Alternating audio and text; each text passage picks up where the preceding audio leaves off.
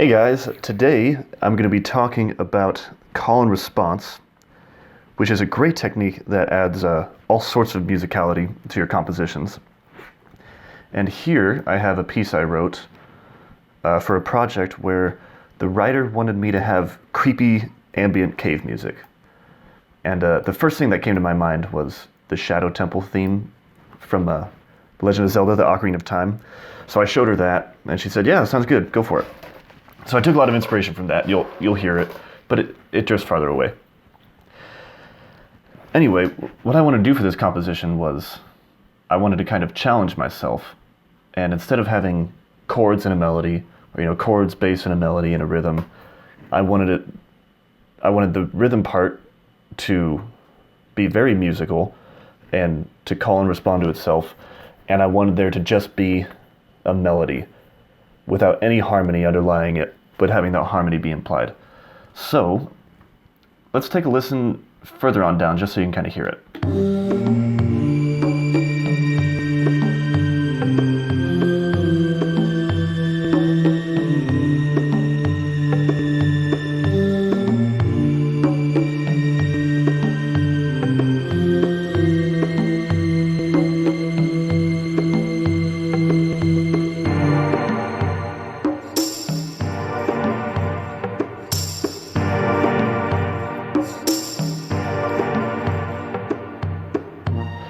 Okay, so there's a lot going on here, but you can hear right off the bat just how musical it is in terms of this choir part right here, Fairlight CMI, I'll talk about that more in a bit, and then this string part interacting with each other.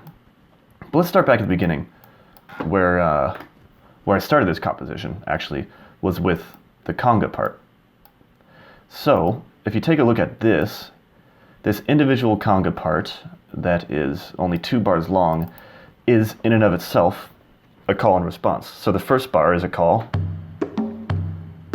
and the response.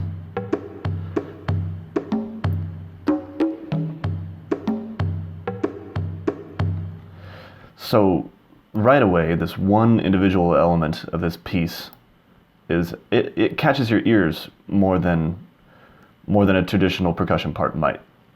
It's as if it's multiple people talking to each other, except it's just a conga part. Okay, so we have that to catch our interest. So that's one call and response, one little microcosm of a call and response. And then here, we have the choir melody, and I'll solo that real quick. There's the call. Still calling.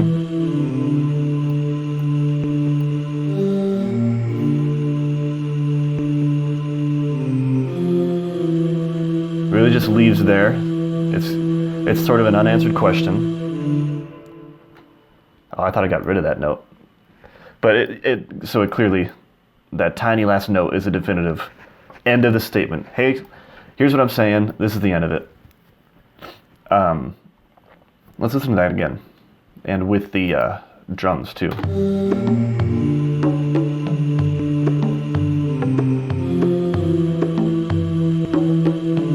So it kind of rests right there a little bit.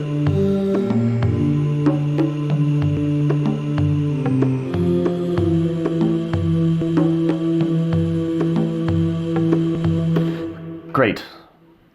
So here we have the drum part. Each individual part is a call and response, as I said. And here we have a melody, which is call and responding to itself. But more importantly, if we were to continue on, the melody is being responded by this chord stab, and which this chord stab is a call that is being responded by this roar. So here, I'll just play it for you. Maybe back here. So listen to this chord stab.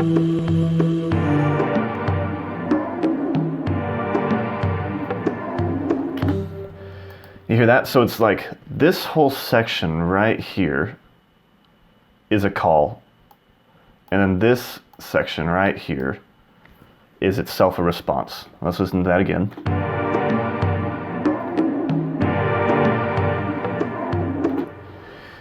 And then, of course, the stab is a call, and the roar is a response. So you can see how within your larger sections, we can just call this whole thing here, we'll just call it an A section. Let's pretend that's what it is. Within a whole A section, you can have tiny microcosms of call and responses. And then when we get a little bit farther on, we'll get over here. This will be the B section, is also itself a sort of response to the A section. Okay, now let's go a little farther to the variation of the A section. And let's see here, I guess I'll drag you out. Variation of the A section, so now we're going to include a string. Adding an instrument to a section for variation is pretty standard fare. What's even more standard, but of course it's still a great technique, is for that instrument to respond to the original instrument. So let's hear what this string part is doing. You can hear it's filling in the spaces where the choir isn't.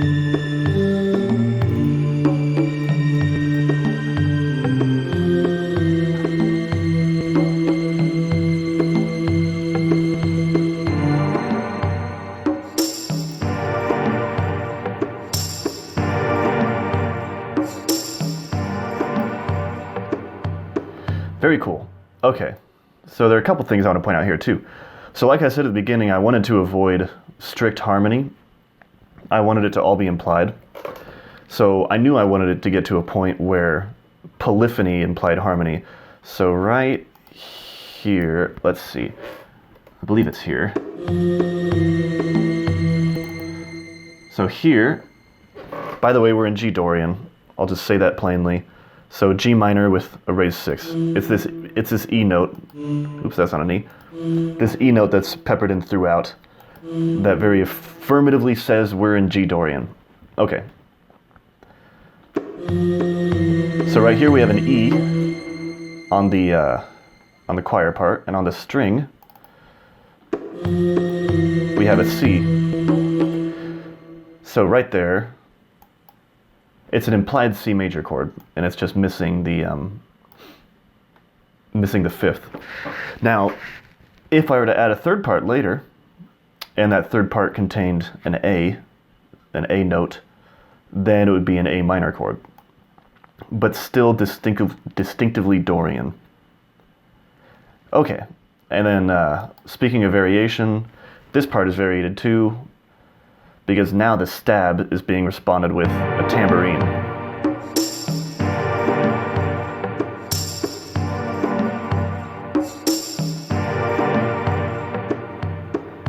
So that's pretty cool. It's really nice to variate things like that. And by the way, just for shits and giggles, this tambourine is actually taken from the Amy Winehouse song Back to Black. There's a really great moment where it's just tambourine. I'll turn off the EQ so you can kind of hear what it sounded like before. Yeah, you know it. It's a really great recording. So I use that. This is not the first composition I've used that exact tambourine sound in. Okay, so now we'll get to the B section here, which, like I said, is itself a response to the A section. Also, I'm going to point out that another thing I wanted to try out in this composition, something I haven't done before, is a bit of mode mixture. So whereas we were in G Dorian before, now we're going to be firmly in G Phrygian. So you'll hear that.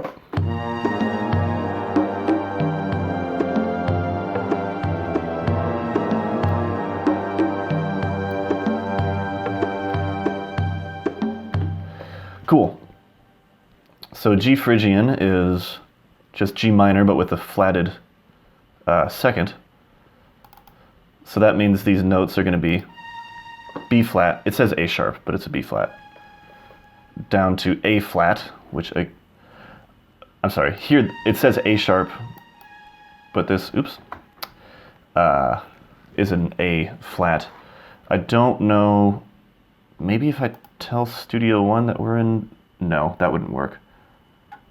I don't know how to do that, but anyway, this is not a G sharp. That's important to know. That is an A flat. That is a B flat. So listen again, keeping that in mind.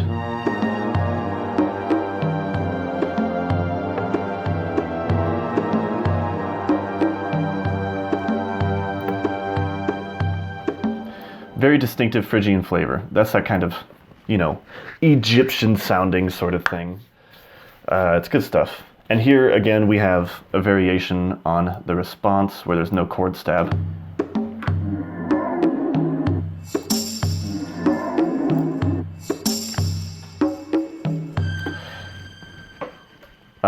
One thing I do actually want to point out about that chord stab, and what's fun about setting your own rules, is even though I set out not to have explicit harmony and not to have chords, when I pulled up this this preset here on the Fairlight CMI, I just thought it sounded absolutely gorgeous, and I figured a very definitive response to my sort of hang in the air question that was my Dorian melody is a nice firm G minor chord. So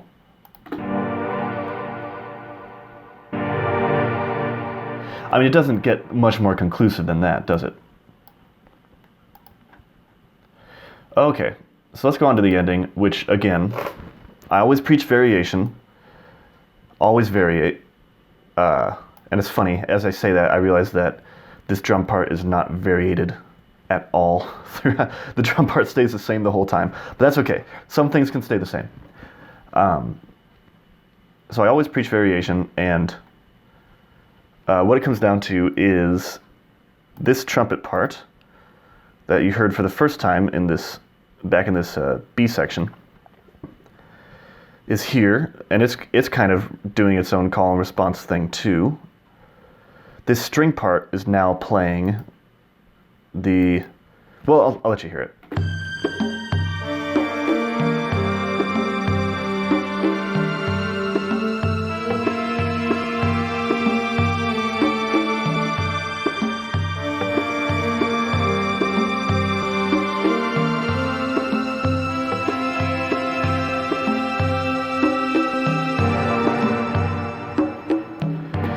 So you can hear the string part is now playing the original melody that was first given to the choir, which is another technique I wanted to try out, just changing which instrument plays the melody, changing the timbre of the main melody.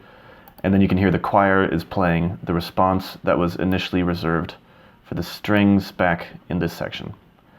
So variation, variation, variation. And of course the ending is slightly different too. There's no response. It's just chord stabs.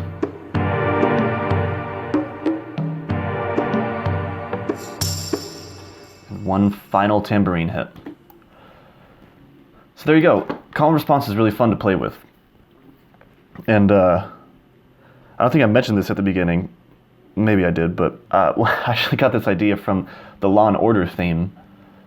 Because I was watching an interview with Mike Post, I think is a guy who wrote that theme. And he was talking about how musical he thinks the theme is and how proud of the work he is. And it's such a great theme. But I realize it's so musical because every single instrument is calling and responding with itself. With the other instruments. Go listen to that. Re-listen to that with these sorts of ideas in mind, and you'll hear that, the keyboard is being responded by the drum part, and then there's the B section, which is a really nice response to the A section, and the guitar comes and goes, and it's such a well-composed theme. Yes, it's kind of funny how ideas like that can creep into compositions like this that sound absolutely nothing like Law and Order. I believe that's it. I guess I could touch on some mixing stuff too, if that interests you. These, delete that, remove time signature. These congas are just samples I have somewhere. And I use this retro color, which I've been enjoying a lot, just to add some noise, some wobble, distorted a bit, and I cut the highs off them. So without this retro color, it sounds a little blasé. Go back. There's more high-end energy, but... And with it on... It just sounds a lot... I mean, I'll just use the word warmer. It sounds warmer. Probably because it lacks a lot of high-end. But it just seems more lived in. Whereas right now it seems fake. And this seems like it was an actual recording of congas somewhere. And this H Reverb stereo, I think originally I tried the FabFilter Pro R, but I wanted this neat little modulation on it. Let's see, I mix it in very lightly here. But you hear it's got this cool kind of flanger effect on the reverb that I am a big fan of. Mix it in a bit more. But that's a bit much. Depends what you're going for. So yeah, I think I had it somewhere down here. Maybe even less. It provides a really nice color to all of it. Oh, and this is a pattern. Studio One had, with Studio One 4, it added patterns. So I think I just programmed this by hand. I don't remember how I put it in. I just heard a melody coming out of the conga parts and decided to do that. Choir, yeah, what's funny, you might have already noticed this, but when the choir loops, you can hear it as you hear the click. I didn't even notice that until I started recording this, actually. I went this whole time, you know, mixing and composing this piece and everything, and I didn't even notice that until I started doing this. But, you know, the click, it just adds character. I use CMI all over this track, as you can see, because I knew that CMI was going to be the vibe I wanted. I knew it was going to get me there. And I just went to presets and then played with them a tiny bit. Like this guy. Let's see. You happen over here. Might have to loop you. Solo.